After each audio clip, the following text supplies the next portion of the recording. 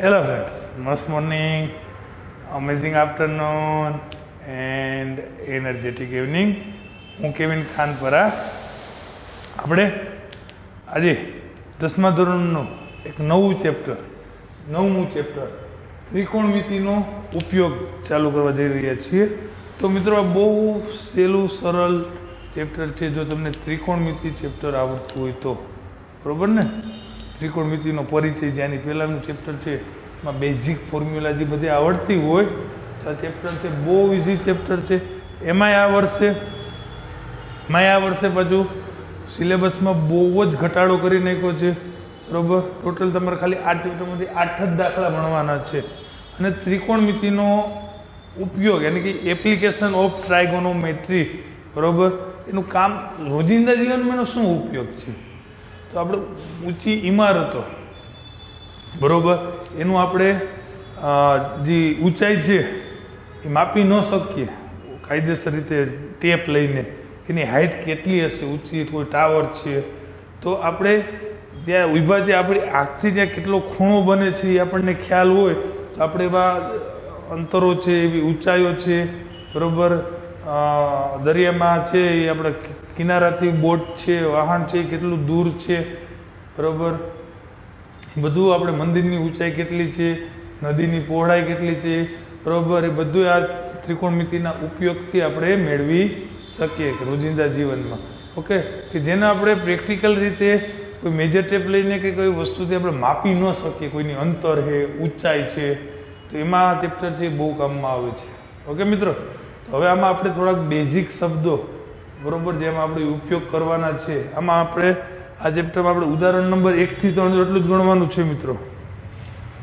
ઉદાહરણ નંબર 1 થી 3 અને સ્વાધ્યાય 9.1 ના દાખલા નંબર 1 થી 5, બસ 8 દાખલા જ છે આપણે. બાકી બધા છે આ વર્ષ માટે આ ચેપ્ટરમાંથી રદ કરી દીધેલા દાખલાઓમાં આવે છે. ઓકે, એટલે બહુ મજાનું અને બહુ નાનું એવું ટૂંકું એવું ચેપ્ટર છે, બરોબર. 8 જ દાખલા આપણે આ વખતે ગણવાના છે, બાકી બધા છે સિલેબસમાંથી કટ કરેલા દાખલા છે. ઓકે મિત્રો, તો આપણે અમુક શબ્દ છે એ પહેલાં સમજવા જોશે, બરોબર. પેલું આવે છે ક્ષૈતિજ રેખા. શું આવે છે મિત્રો? ક્ષૈતિજ રેખા. આનું બીજું નામ આપણે તમે કહી શકો છો સમક્ષિતિજ રેખા. શું લખી શકો છો? સમક્ષિતિજ રેખા, એ પણ કહી શકો છો. ઓકે મિત્રો, તો ક્ષૈતિજ રેખા એટલે શું? તો કે પૃથ્વીની સપાટી છે એને સમાંતર રેખા, અને નિરીક્ષક એટલે કે જે કોઈ વ્યક્તિ છે, જે કોઈ વસ્તુનું અવલોકન કરવાનું છે, એ વ્યક્તિની આંખમાંથી પસાર થતું કિરણ પૃથ્વીની સપાટીને કેવું હોય? સમાંતર હોય. તો એને આપણે એ રેખાને છે ને ક્ષૈતિજ રેખા કહી શકીએ છીએ. ઓકે, ચલો તમને એક એક્ઝામ્પલ આપું છું, બરોબર. ચલો માની લ્યો કે આ છે પૃથ્વીની સપાટી છે. આ શું છે? પૃથ્વીની સપાટી. હવે હું નિરીક્ષક છું, મારે કોઈ વસ્તુનું ઓબ્ઝર્વેશન કરવું છે, તો મારે આંખમાંથી નીકળતું કિરણ પૃથ્વીની સપાટીને કેવું હોવું જોઈએ? સમાંતર હોવું જોઈએ. આ જે રેખા છે, આંખમાંથી નીકળતું કિરણ પૃથ્વીની સપાટીને જે સમાંતર રેખા બનાવે છે એને આપણે ક્ષૈતિજ રેખા કહીશું. ચલો મિત્રો, ક્લિયર થઈ ગયું? નિરીક્ષકની આંખમાંથી નીકળતા અને પૃથ્વીની સપાટીને સમાંતર રેખા છે એને કહેવાય ક્ષૈતિજ રેખા. ઓકે મિત્રો, બીજું આવશે દ્રષ્ટિ રેખા. દ્રષ્ટિ રેખા એટલે કે દાખલા તરીકે મારે જે આ માર્કરનું ઓબ્ઝર્વેશન કરવું છે, તો મારી આંખમાંથી નીકળતું કિરણ આ માર્કર સુધી જે વસ્તુ સુધી જાય છે આને કહેવાય દ્રષ્ટિ કિરણ. નિરીક્ષકની આંખમાંથી પસાર થતું કિરણ, મારા ક્ષૈતિજ રેખા શબ્દ જોવો છે તો નિરીક્ષકની આંખમાંથી પસાર થતું કિરણ જ્યાં વસ્તુ સુધી જાય છે, જે વસ્તુ જોવી છે ત્યાં સુધી જાય છે, એને આપણે કહીશું દ્રષ્ટિ રેખા. ઓકે, જોઈએ આપણે એની વ્યાખ્યા. તો કે નિરીક્ષકની આંખથી નિરીક્ષણ હેઠળના પદાર્થ સુધી લંબાવેલી રેખાને દ્રષ્ટિ રેખા કહે છે. ઓકે મિત્રો, હવે બહુ અગત્યનું આવે છે ઉચ્છેદ કોણ. શું આવે છે મિત્રો? ઉચ્છેદ કોણ. ત્રીજું આવે છે ઉચ્છેદ કોણ. ચલો મિત્રો અહીં આપણે બે ખૂણા શીખવાના છે, બરોબર. એક ઉચ્છેદ કોણ અને પછી આવશે અવચ્છેદ કોણ. તો મિત્રો ઉચ્છેદ કોણ ક્યારે બને ખબર? જો કોઈ વસ્તુનું આપણે નિરીક્ષણ કરવું છે, એની ઊંચાઈ છે આપણી આંખ કરતાં ઊંચી હોય ત્યારે આ છે ને ઉચ્છેદ કોણ બને. શું બને મિત્રો? ઉચ્છેદ કોણ. જો માની લ્યો કે આ છે આપણું ક્ષૈતિજ રેખા. કઈ રેખા? આ આપણી ક્ષૈતિજ રેખા થઈ. કઈ રેખા? ક્ષૈતિજ રેખા. એટલે કે આ નિરીક્ષકની આંખમાંથી પસાર થતું અને પૃથ્વીની સપાટીને સમાંતર રેખા, એટલે કઈ રેખા થઈ મિત્રો? ક્ષૈતિજ રેખા. એટલું ક્લિયર થયું? હવે અહીંયા કોઈક વસ્તુ પડી છે, એનું મારે ઓબ્ઝર્વેશન કરવું છે. તો મિત્રો આ વસ્તુ છે એ આપણી આંખની સપાટીથી ઊંચી છે, બરોબર ને? આંખની સપાટીથી ઊંચી છે. તો આ જે આપણું નિરીક્ષકની આંખમાંથી પસાર થતું અને વસ્તુને જે જોતું હોય કિરણ, વસ્તુ સુધી પસાર થતું કિરણ છે, આને આપણે દ્રષ્ટિ રેખા કહીએ છીએ. આ વસ્તુ અહીંયા છે, આ કોઈ વસ્તુ છે, કોઈ પદાર્થ છે જેનું આપણે નિરીક્ષણ કરવું છે, અહીંયા છે. રેડી? તો એ વસ્તુ છે એ નિરીક્ષકની આંખ કરતાં કેવી છે? ઊંચી છે. રેડી? ત્યારે ક્ષૈતિજ રેખા અને દ્રષ્ટિ રેખા વચ્ચે જે ખૂણો બને છે આને કહેવાય ઉચ્છેદ કોણ. આને શું કહેવાય મિત્રો? ઉચ્છેદ કોણ. ચલો તમને આની આપણે આકૃતિ લઈને જોઈએ. ચલો આ આપણી ક્ષૈતિજ રેખા, સમક્ષિતિજ રેખા કોઈ પણ કહી શકો છો. અને ઉપર કોઈ વસ્તુ પડી છે એને જોવી છે, તો અહીંથી આપણું આંખમાંથી પસાર થતું રેખા છે, આ રીતે પસાર થશે. તો અહીંયાથી ખૂણો બને છે, આ એ આપણો ઉચ્છેદ કોણ થઈ ગયો. રેડી મિત્રો? આ ક્લિયર થઈ ગયું? આ છે આપણું ઉચ્છેદ, આ ઉચ્છેદ કોણ. આ નિરીક્ષકની આંખમાંથી પૃથ્વીને સપાટીને સમાંતર રેખા એટલે ક્ષૈતિજ રેખા. અહીંયા આંખમાંથી પસાર થતું અને કોઈ પદાર્થ છે, કોઈ વસ્તુ છે, એનું નિરીક્ષણ કરવાનું છે. આ ઈ કિરણ થયું, એ બેની વચ્ચે જે ખૂણો બને એને કહેવાય ઉચ્છેદ કોણ. ઓકે મિત્રો? હવે આપણે ઉચ્છેદ કોણની વ્યાખ્યા જોઈએ કે દ્રષ્ટિ રેખા અને ક્ષૈતિજ રેખાથી બનતો ખૂણો જેમાં નિરીક્ષણ હેઠળનો પદાર્થ ક્ષૈતિજ રેખાથી ઉપર હોય. ક્ષૈતિજ રેખાથી ઓલો પદાર્થ ક્યાં હોય? ઉપર હોય. અર્થાત કે એવી સ્થિતિ કે જ્યારે પદાર્થનું નિરીક્ષણ માટે મસ્તકને ઊંચું કરવું પડે, એવી સ્થિતિ બને કે કોઈ વસ્તુ જોવા માટે આપણું મસ્તક છે એ ઊંચું કરવું પડે, બરોબર? ત્યારે જ્યારે દ્રષ્ટિ કિરણ અને ક્ષૈતિજ રેખા વચ્ચે જે ખૂણો બને છે, આ ખૂણો એને કહેવાય ઉચ્છેદ કોણ. ચલો મિત્રો ક્લિયર થઈ ગયું? એકદમ સરસ. ચલો હવે આવશે અવચ્છેદ કોણ. બરોબર? અવચ્છેદ કોણની તમે વ્યાખ્યા કહી દઉં છું, બરોબર? પણ એ તમારે અત્યારે આપણે જે દાખલાઓ આ વર્ષ માટે રદ કરી નાખ્યા છે એમાં અવચ્છેદ કોણના દાખલાઓ છે, બરોબર? અવચ્છેદ કોણ એટલે શું તમને હવે સમજાઈ ગયું હશે? અવચ્છેદ કોણ સમજાઈ ગયું? તો અવચ્છેદ કોણ, અવચ્છેદ કોણમાં શું હોય મિત્રો? વસ્તુ નીચે હોય, તમારે જમીન ઉપર કોઈ વસ્તુ જોઈ હોય, એટલે કે તમારી આંખની સપાટીથી કોઈ નીચે કોઈ વસ્તુ જોઈ હોય, માની લો કે આ તમારી ક્ષૈતિજ રેખા છે.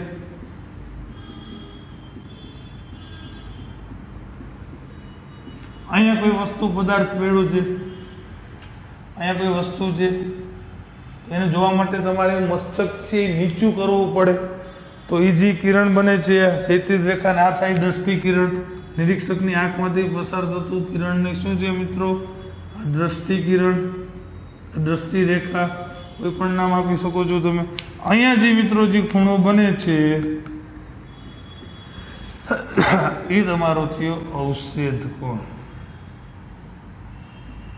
ક્લિયર થઈ ગયો? અવચ્છેદ કોણ તો કે નિરીક્ષકની આંખમાંથી પસાર થતું કિરણ અને આ નિરીક્ષકની આંખમાંથી પસાર થતું કિરણ પૃથ્વીની સપાટીને સમાંતર હોય એટલે આ ક્ષૈતિજ રેખા થઈ.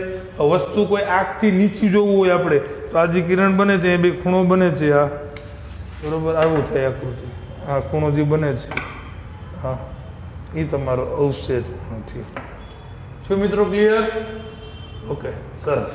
ચલો એટલે આપણે હવે અવક્ષેપ કોણની વ્યાખ્યા જોઈ લઈએ. બરોબર. તો અવક્ષેપ કોણની વ્યાખ્યા શું છે મિત્રો? તો કે જ્યારે નિરીક્ષણ હેઠળનો પદાર્થ ક્ષૈતિજ રેખાથી નીચે હોય, પદાર્થ રેખાથી નીચે હોય ત્યારે દ્રષ્ટિરેખા અને ક્ષૈતિજ રેખાથી બનતા ખૂણાને અવક્ષેપ કોણ કહે છે, જેમાં પદાર્થને નિરીક્ષણ માટે મસ્તકને આપણે નીચું નમાવવું પડે છે. ઓકે મિત્રો.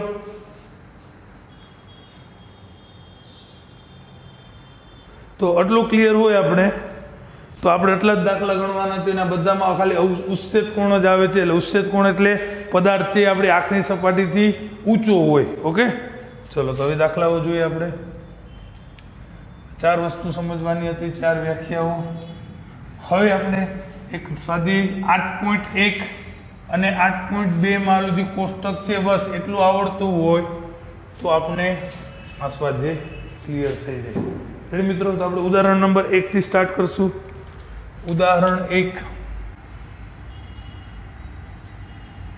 પેલું ઉદાહરણ શું કહે છે મિત્રો? રકમ જુઓ. તો કે જમીન પર એક ટાવર છે, શિરોલંબ સ્થિતિમાં છે. આપણે જેટલી રકમ વાંચીએ ને એટલી આકૃતિ દોરતું જોવાય. જમીન ઉપર એક ટાવર છે, શિરોલંબ એટલે કે 90 અંશના ખૂણે છે. આ એક ટાવર છે. ચલો મિત્રો, આ AB નામ આપી દઈએ. એટલે લખવાનું કે ભાઈ AB છે ને એ ટાવર છે. AB શું છે? ટાવર છે. ચલો એટલું ક્લિયર થઈ ગયું. આ શિરોલંબ સ્થિતિમાં છે ભાઈ, બરોબર. એકદમ 90 અંશનો ખૂણો બનાવે છે, બરાબર. એ રીતના આપણે એક ટાવર ડ્રો કરી નાખીએ.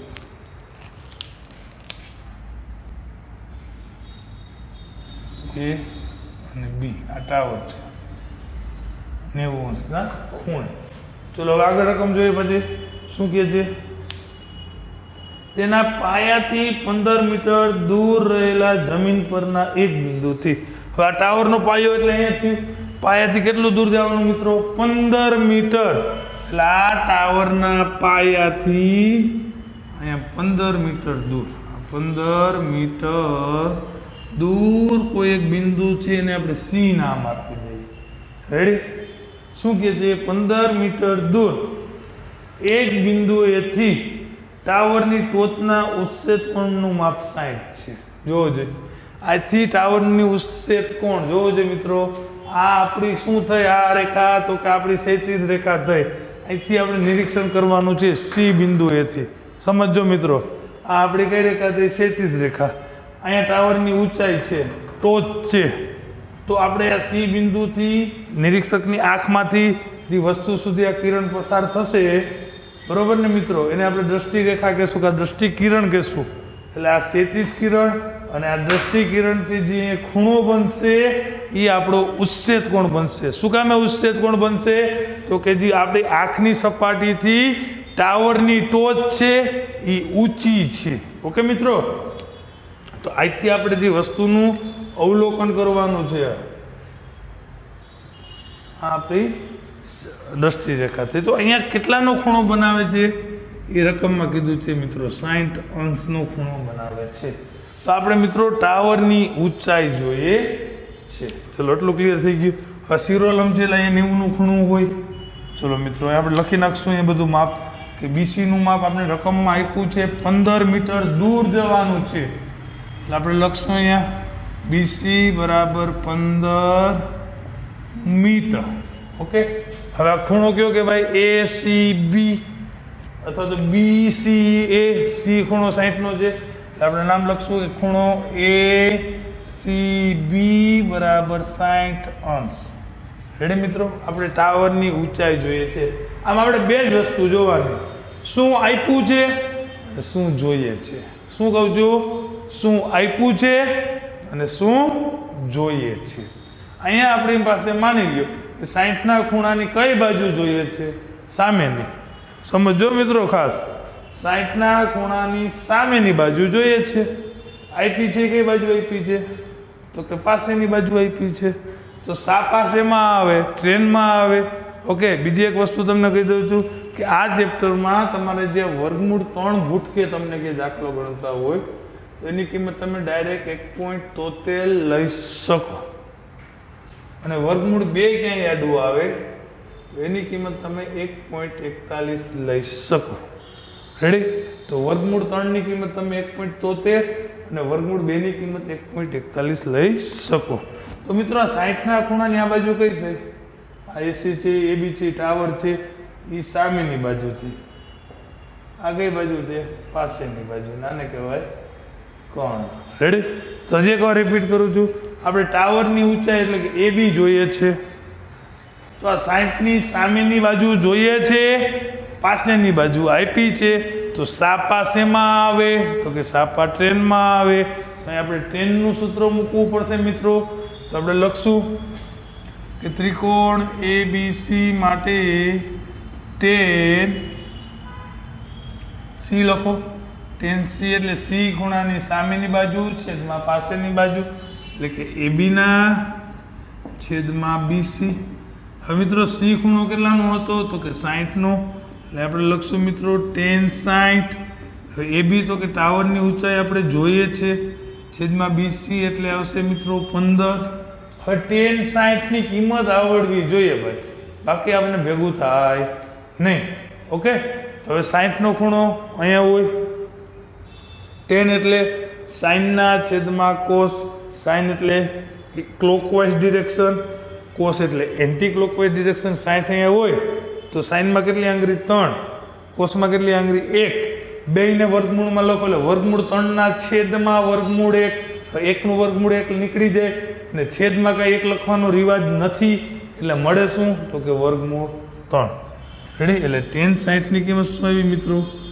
વર્ગમૂળ 3 બરાબર એબી ના છેદમાં શું આવે મિત્રો? 15 આવશે. ઓકે, હવે આ 15 છે, 15 ઓલી બધે તો ગુણાઈ જ જવાના છે, એટલે 15 વર્ગમૂળ 3 એબી બરાબર આવશે મિત્રો 15 વર્ગમૂળ 3. બરોબર મિત્રો? અહીંયા કે આપણે વર્ગમૂળ 3 ની કિંમત જો રકમમાં કાઉન્સમાં આવી આઈપી હોય ને તો એનો ઉપયોગ કરવાનો, બાકી કંઈ કરવાનો નહીં. એટલે એબી એટલે શું હતું મિત્રો? ટાવર. આપણે આમ છેલ્લે જવાબ લખવાનો. આમ ટાવરની ઊંચાઈ 15 વર્ગમૂળ 3 મીટર છે. ઓકે મિત્રો, બહુ સહેલો દાખલો છે એકદમ. તો આ રીતે આપણે આ ચેપ્ટરમાં આગળ વધવાનું છે. બરોબર મિત્રો? હવે આના જેવો એક સ્વાધ્યાય 9.1 નો પહેલો દાખલો જોઈ લઈએ. બરોબર? પેલા રકમમાં જેટલું કીધું હોય એટલું જોતું જવાનું અને આકૃતિ દોરતી જવાની. ઓકે મિત્રો? તો હવે આપણે પહેલો દાખલો જોઈએ. આ કિંમત તો તમને આપી હોય તો ઉપયોગ કરવાનો, નહીતર નહીં કરવાનો. પહેલો દાખલો સ્વાધ્યાય 9.1 નો કે સર્કસના બરોબર તંબુમાં જમીન સાથે શિરોલંબ સ્થિતિમાં રહેલા થાંભલાની ટોચ. અહીંયા બે પાછું થાંભલો આવ્યો, શિરોલંબ એટલે કે 90 અંશના ખૂણે એક થાંભલું છે.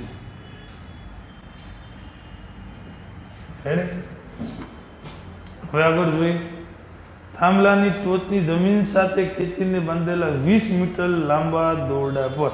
હવે મિત્રો થાંભલાની ટોચથી જમીન આવી એક કોઈ બિંદુ છે, સી બિંદુ, ત્યાંથી અહીંયા જે છે ને આ દોરડું બાંધ્યું છે. દોરડું છે ને 20 મીટરનું છે. શું છે મિત્રો? દોરડું. ક્યાં બાંધ્યું છે? તો કે થાંભલાની ટોચ. રેડી? હવે શું કહે છે?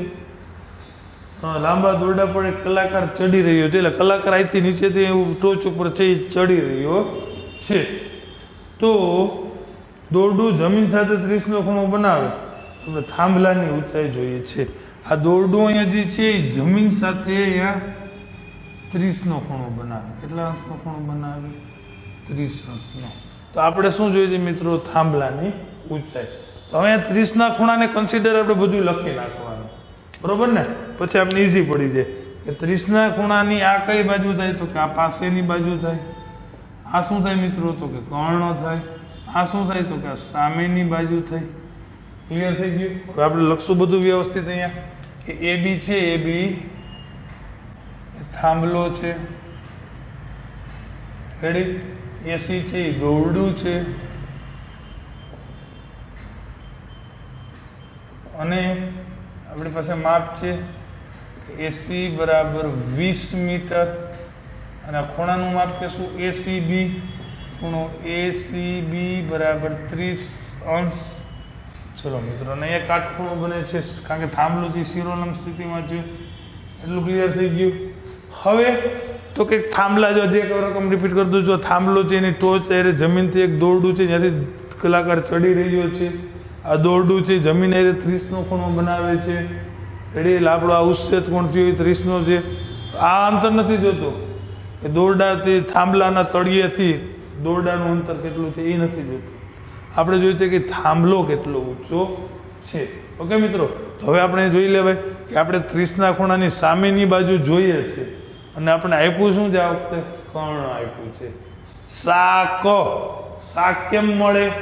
સાઈન કરવાથી શાક મળે મિત્રો. તો અહીંયા આપણે લખશું કે ત્રિકોણ ABC માટે સામેની બાજુ જોઈએ છે, કર્ણ છે, એટલે સાઈન સી. સી ખૂણો છે ને, સાઈન સી એટલે સી ખૂણાની સામેની બાજુ મિત્રો AB થશે, છેદમાં કર્ણ એટલે એસી થશે. સાઈન કરવાથી શાક મળશે. હવે સી ખૂણાનું માપ કેટલું છે મિત્રો? 30 છે. સી ની કિંમત આપણે 30 મૂકી દેશું. સાઈન 30 બરાબર AB. AB તો ગોતવાનું છે મિત્રો થાંભલાની ઊંચાઈ. એસી એટલે દોરડું જે 20 મીટરનું હતું. મિત્રો આપણે સાઈન 30ની કિંમતો મેળવી લઈએ. તો સાઈન 30 એટલે અહીંયા હોય. સાઈનમાં કઈ દિશામાં જવાનું? આ 0 પછી 30નો ખૂણો. સાઈનમાં ઘડિયાળના કાંટાની દિશામાં જશું એટલે એક આંગળી છે, એકનું વર્ગમૂળ એક જ નીકળશે, અને સાઈનમાં ને કોસમાં છેદમાં 2 લખવાનો રિવાજ છે. એટલે સાઈન 30ની કિંમત મળશે મિત્રો 1/2 બરાબર AB/20. 20 ક્યાં વયા ગયા? ઉપર વયા ગયા. એટલે 20/2 બરાબર AB આવશે મિત્રો 20ના અડધા 10. એટલે AB બરાબર 10 મીટર. મિત્રો આમ છેલ્લે જવાબ લખવાનો છે. આમ થાંભલાની ઊંચાઈ 10 મીટર છે. મિત્રો આના ઉપર તમને એક ઓબ્ઝર્વેશન ખાસ નીકળ્યો હશે, તારણ નીકળ્યું હશે કે ઓબ્જેક્ટિવમાં બહુ જ કામમાં આવશે. મોસ્ટ ઇમ્પોર્ટન્ટ બહુ અગત્યનું તારણ એક શું નીકળે છે? જો 30ના ખૂણાની સામેની બાજુ કર્ણ કરતા અડધી હોય. જોજો કર્ણ કેટલો છે? 20 છે. આ 30ના ખૂણાની સામેની બાજુ કેટલી મેળવી? 10. એટલે આપણે લખી શકીએ કે 30 અંશના ખૂણાની સામેની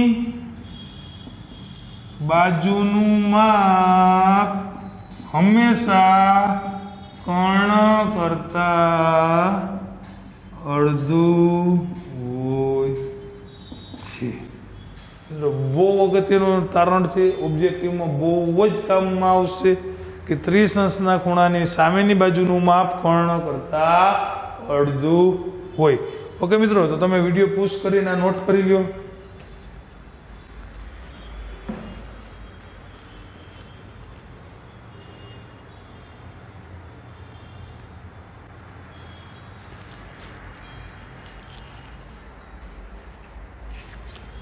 ચલો, પેલા 2 દાખલા કમ્પ્લીટ થઈ ગયા છે. હજી હવે આપણે સિમ્પલ દાખલા જોવાના છે. બહુ છે નહીં, જે 8 જ દાખલા આપણે ગણવાના છે ચેપ્ટરમાંથી. બરોબર. ઓકે મિત્રો, પેલા આપણે 9.1નો ચોથો દાખલો જોઈ લઈએ. બરોબર. બધા સિમ્પલ આકૃતિવાળા છે દાખલા પેલા ગણી લઈએ. એકદમ સહેલું ચેપ્ટર છે મિત્રો.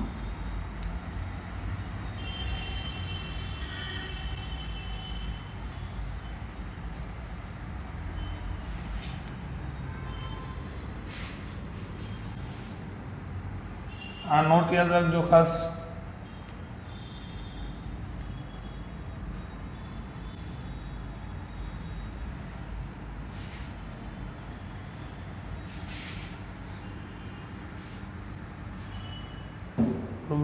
પેલા આપણે હવે ચોથો દાખલો જોઈએ. શું કહે છે મિત્રો ચોથો દાખલો? ટાવરના પાયાથી 30 મીટર દૂર રહેલા જમીન પરના એક બિંદુથી ટાવરની ટોચનો ઉચ્છેદ કોણ 30 અંશ છે. પહેલા તો ટાવર દોરશું, એના પાયાથી 30 મીટર દૂર જશું મિત્રો. આપણો ચોથો દાખલો છે આ સ્વાધ્યાય 9.1 નો.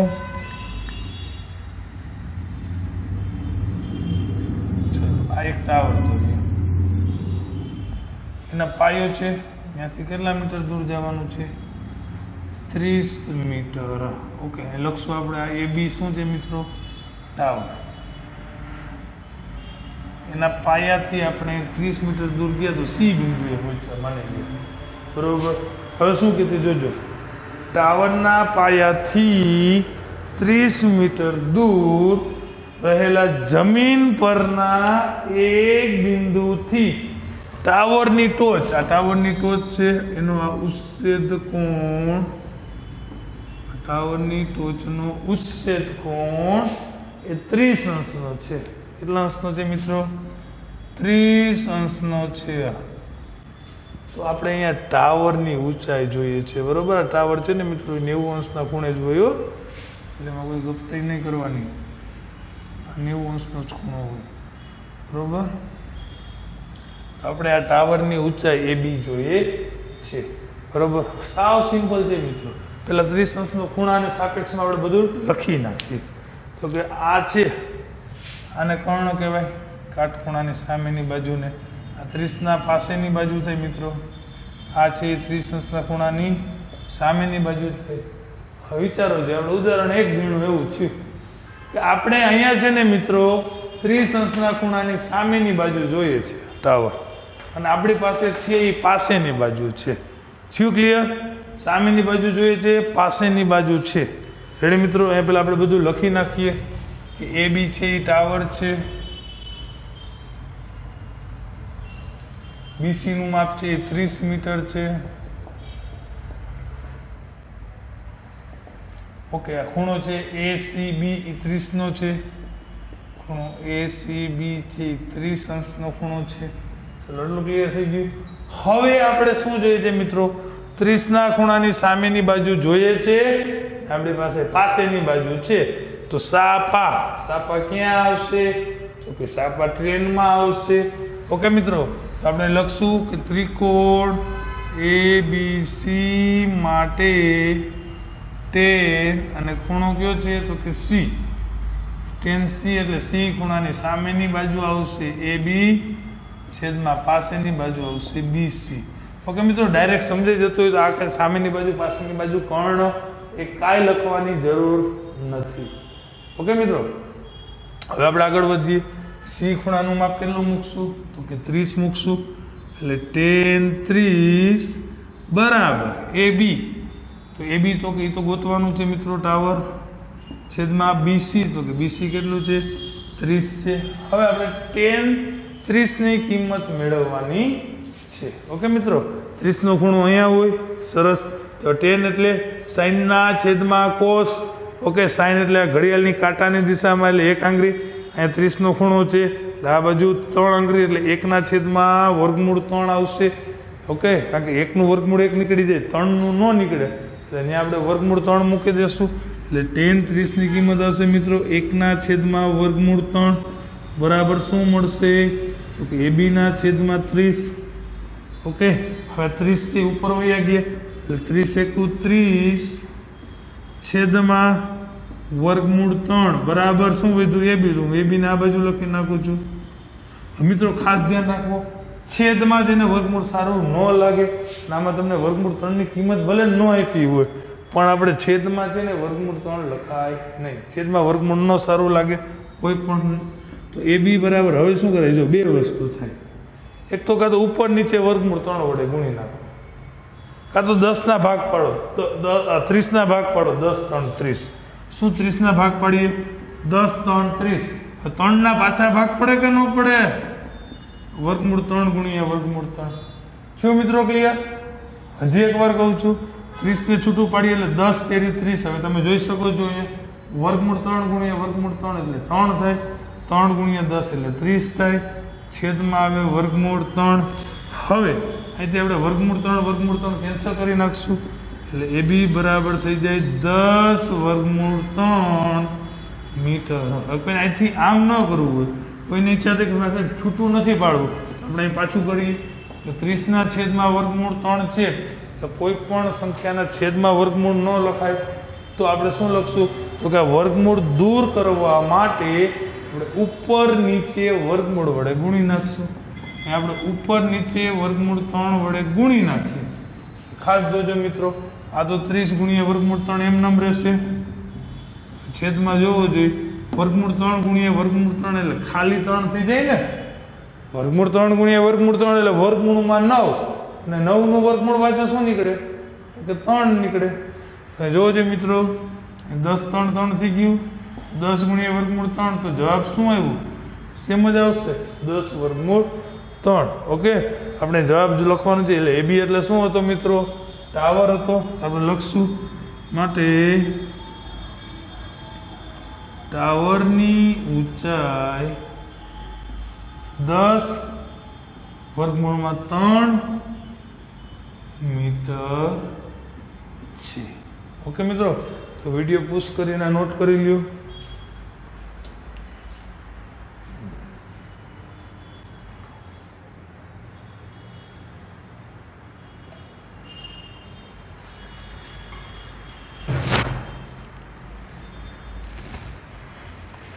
ચલો મિત્રો, હવે આપણે 9.1 નો 5મો દાખલો જોઈએ. બરાબર છે ને? બહુ મજાનું ચેપ્ટર, સહેલું ચેપ્ટર એકદમ. ચોથો દાખલો ક્લિયર થયો. હવે આપણે 5મો દાખલો જોઈએ.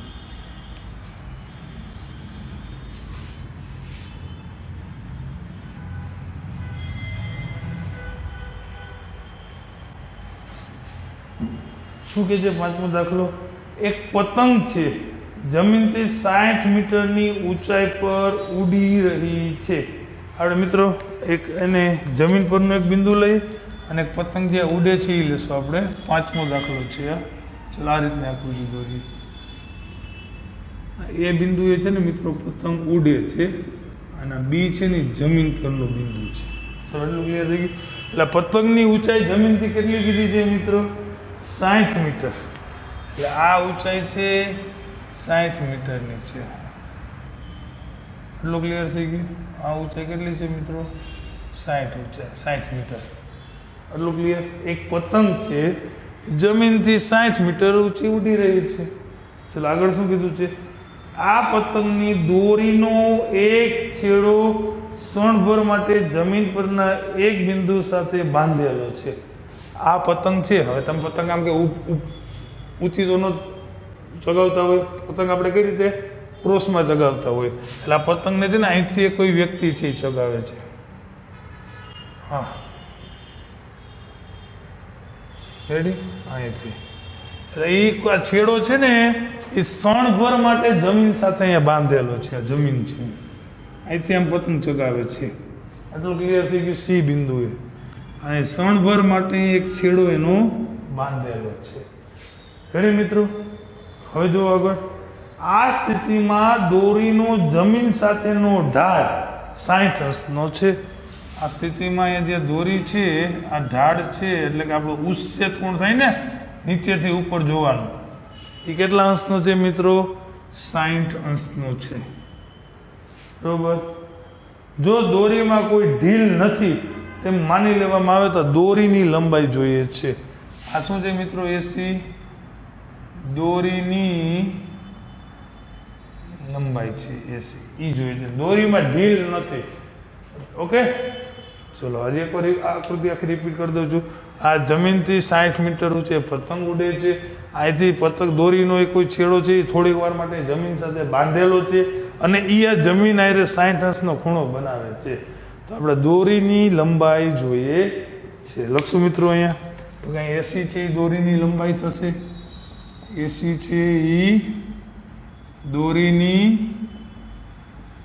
લંબાઈ થશે. ચલો એટલું ક્લિયર થઈ ગયું. હવે તો કે AB છે એ 60 મીટર છે એની ઊંચાઈ. આપણે લખશું મિત્રો AB બરાબર 60 મીટર આ ખૂણાને નામ આપશું ACB. ખૂણો ACB બરાબર 60 અંશ. અને અહીંયા તો આપણે ખબર છે કાટખૂણો જ બને છે. એટલે મિત્રો હવે જુઓ જે આપણે બધી બાજુ લખી નાખીએ. 60 અંશની આ બાજુ કઈ થાય મિત્રો? તો કે આ સામેની બાજુ થાય. આ 60 અંશની પાસેની બાજુ થાય. અને આ થશે કર્ણ. તો આપણે શું જોઈએ છે? તો કે આપણે કર્ણ જોઈએ છે. આપણે આપ્યું શું? આપણી પાસે માહિતી શેની છે મિત્રો? તો કે અહીંયા આપણી પાસે 60 અંશનો જે ખૂણો છે ને એની સામેની બાજુ આપી છે. કઈ બાજુ આપી છે? સામેની બાજુ. આપણે શું લખશું કે 60 અંશની સામેની બાજુ છે અને કર્ણ જોઈએ છે. એટલે શાક થયું. શું બન્યું? શાક. શાક કેમ મળે? તો કે આપણે આર્થમેટિકમાં એક પંક્તિ ભણ્યા છીએ, સાઇન કરવાથી શાક મળે. એટલે અહીંયા આપણે સાઇનની ફોર્મ્યુલા એપ્લાય કરવી પડશે. એટલે આપણે લખશું કે અહીંયા ત્રિકોણ ABC માં સાઇન C, અત્યારે ખૂણાનું નામ જ લખીએ સાઇન C ખૂણાની સામેની બાજુ એટલે AB છેદમાં કર્ણ એટલે AC. સાઇન કરવાથી શાક મળે એટલે AB ના છેદમાં AC મળશે. હવે C ખૂણાનું માપ કેટલું હતું મિત્રો? તો કે 60 અંશ. એટલે આપણે લખશું મિત્રો સાઇન 60. એટલે AB નું માપ કેટલું હતું? તો કે 60 છેદમાં AC. તો કે એ તો ભાઈ ગોતવાનું છે. AC એટલે તો દોરીની લંબાઈ તો જોઈએ છે, દોરી કેટલી લાંબી છે. હવે મિત્રો સાઇન 60 ની કિંમત શું થાય? તો કે વર્ગમૂળ 3. સાઇન 60 ની કિંમત શું થાય? કઈ રીતે? જોઈએ આપણે વર્ગમૂળ 3 થાય શું થાય. અહીંયા 60 નો ખૂણો છે. રેડી? 0 આ 0 આ 0 આ 30 આ 45 આ 60. હવે 60 છે અને સાઇન છે. સાઇનમાં આપણે ઘડિયાળના કાંટાની દિશામાં જઈએ 60 ના ખૂણાથી 1 2 ને 3 આંગળી છે. એટલે વર્ગમૂળમાં 3 લખાય. અને છેદમાં શું લખવાનો નિયમ છે? સાઇનમાં 2. એટલે સાઇન 60 ની કિંમત થાય મિત્રો વર્ગમૂળ 3 ના છેદમાં 2. હવે AB એટલે આપણે 60 લખ્યું. અને આપણને શું જોઈએ છે મિત્રો? AC જોઈએ છે. શું જોઈએ છે? AC. ચલો AC અહીંયા ઉપર આવી જશે. આ બાજુ 2 અહીંયા ઉપર આવી ગયા. છેદમાં શું આવ્યું મિત્રો? વર્ગમૂળ 3. ઓકે.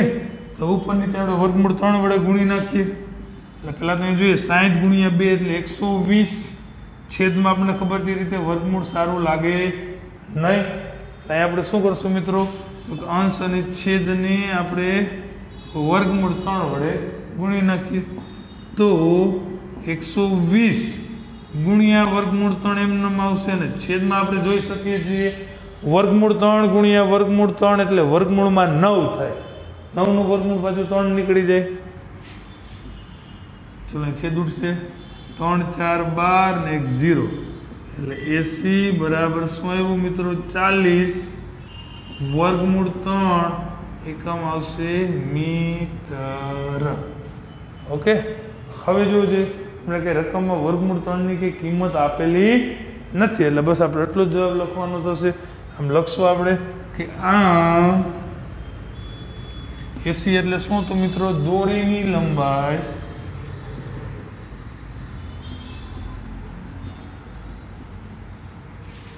ચાલીસ વર્ગમૂળ 3 મીટર છે.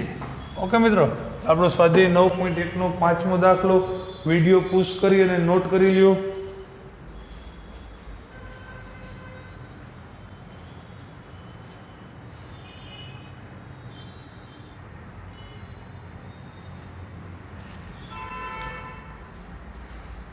ચલો મિત્રો, ક્લિયર થઈ ગયું હશે.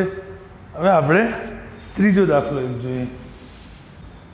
સ્વાધ્યાય 9.1 નો ત્રીજો દાખલો જોઈએ.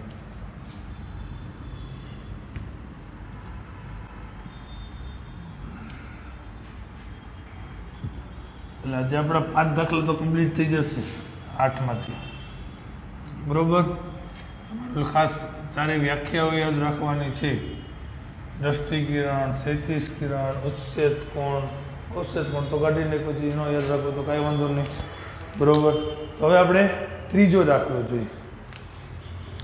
સ્વાધ્યાય 9.1 નો ત્રીજો દાખલો. એવા ચેપ્ટરના આપણે 3 દાખલા બાકી રહેશે. આજનો આપણો 5મો દાખલો છે. ટોટલ 8 જ દાખલા ગણવાના છે.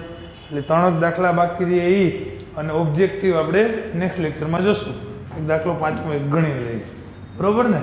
ચલો શું કહે છે? બહુ મજાનો ને એકદમ સરળ દાખલો છે મિત્રો. એક ઠેકેદારને બાળકોને રમવા માટે બગીચામાં 2 લપસણી લગાવવાની છે. તો 2 અલગ અલગ પ્રકારની લપસણી લગાડવી છે. જોજો રકમ. આ માટે તે 5 વર્ષથી ઓછી ઉંમરના બાળકો માટે 2 લપસણી લગાડવાની છે. એક 5 વર્ષથી ઓછી ઉંમરના બાળકો માટે અને બીજી 5 થી એનાથી વધારે એનાથી મોટા બાળકો માટે લગાડવાની છે, બરોબર? હવે તે નીચપણનો છેડો જમીનથી 1.5 મીટર 1.5 મીટર રહે અને જમીન સાથે તે 30નો ખૂણો બનાવે એવી એક લપસણી લગાડવાની છે. ચલો મિત્રો, આ નાના બાળકો માટેની નાની લપસણી છે એ બી. લપસણીની ઊંચાઈ કેટલી છે મિત્રો? 1.5 મીટર. અને આ જમીન સાથે ખૂણો કેટલોનો બનાવે છે સી બિંદુએ? તો કે 30 અંશનો ખૂણો બનાવે છે. રેડી મિત્રો? હવે લખશું આપણે. તો કઈ એ બી શું છે? તો કે લપસણીની ઊંચાઈ છે જમીનથી. આ એસી શું છે? તો કે લપસણી છે. ચલો એટલું લખી નાખીએ આપણે કે એ બી બરાબર 1.5 મીટર.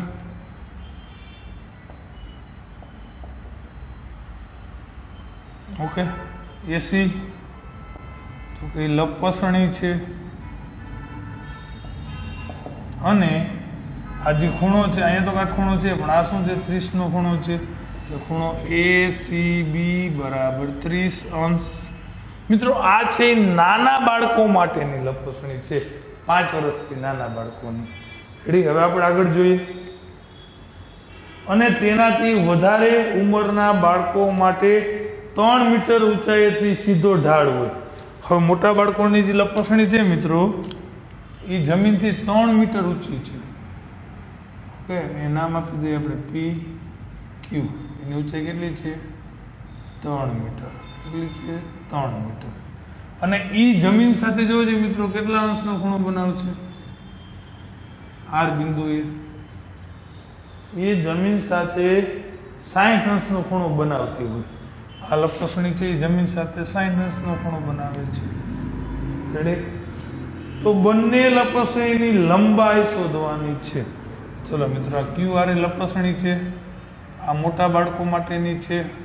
રેડી? 5 વર્ષથી મોટા બાળકોની. ચલો આપણે અહીં લખી નાખશું કે PQ બરાબર 3 મીટર. PR છે એ લપસણી છે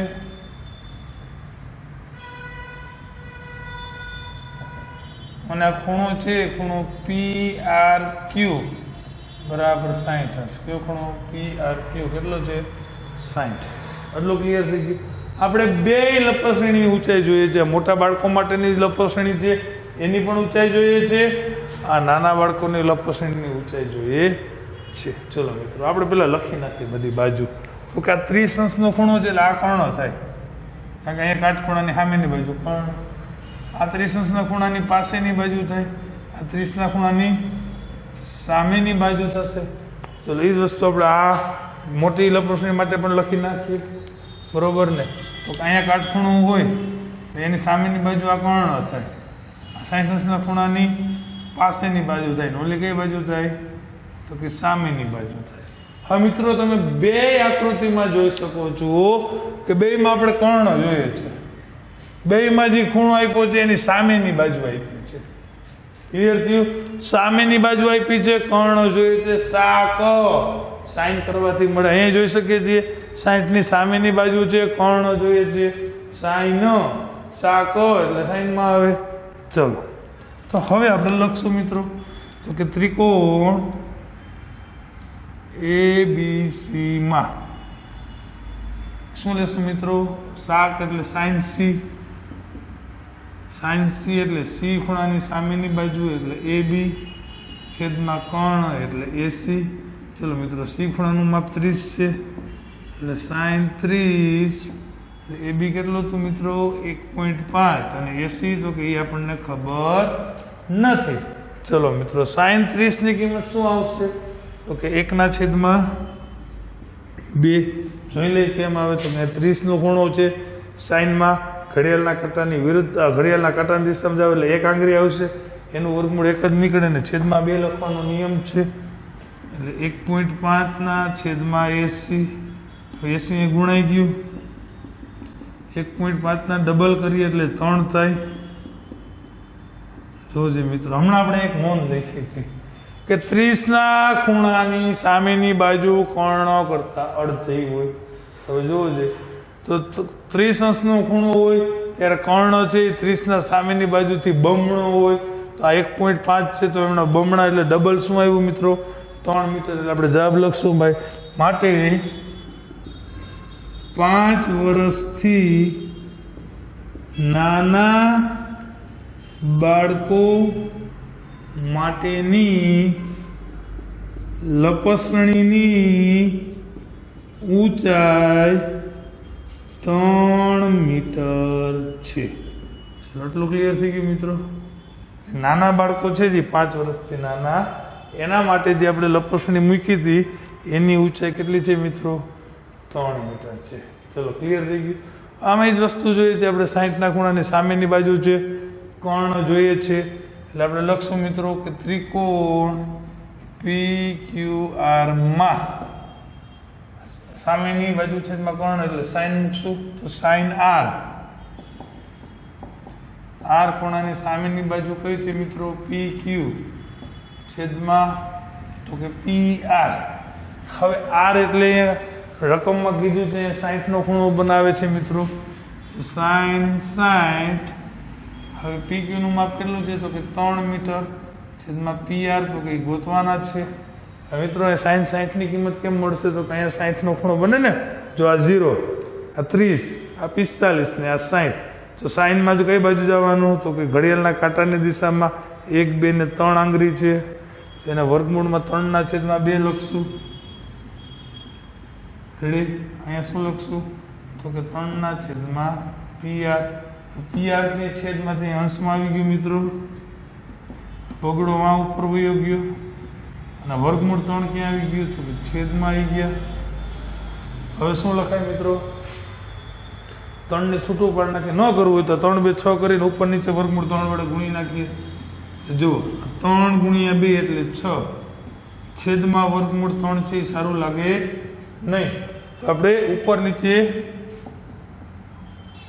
વર્ગમૂળ 3 √3 વડે મલ્ટીપ્લાય કરી નાખીએ, ગુણી નાખીએ.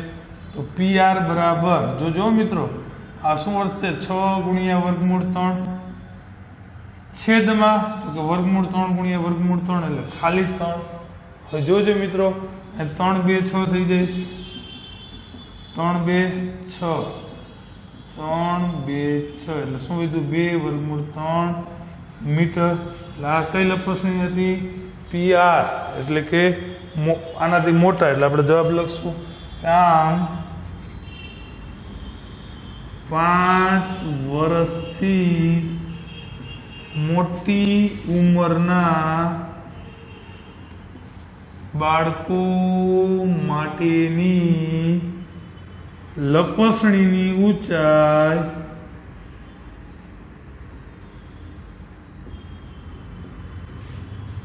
2 વર્ગમૂળમાં 3 મીટર છે. ઓકે મિત્રો, તો આપણે બંને લપસણીની માપ જોતા હતા જે આપણે મેળવી લીધા. ઓકે મિત્રો, તો તમે આ વિડીયો પુશ કરી અને નોટ કરી લ્યો આ બે વસ્તુ. ઓકે, તો આજના લેક્ચરમાં આપણે આટલું રાખીએ છીએ. બરોબર, 5 દાખલા કમ્પ્લીટ થઈ ગયા છે. ટોટલ 8 જ દાખલા ગણવાના છે. બરોબર, આ દાખલાઓ પાછા એકવાર તમે જાતે ગણજો. બરોબર, અને બહુ જ ટૂંકું ચેપ્ટર છે. ટૂંકું હતું ને હાવ ટૂંકું કરી નાખ્યું છે. હવે નેક્સ્ટ લેક્ચરમાં બાકીના 3 દાખલા અને ઓબ્જેક્ટિવ ગણશું. ઓકે મિત્રો, એટલું રાખીએ છીએ આજે. ચલો, થેન્ક યુ.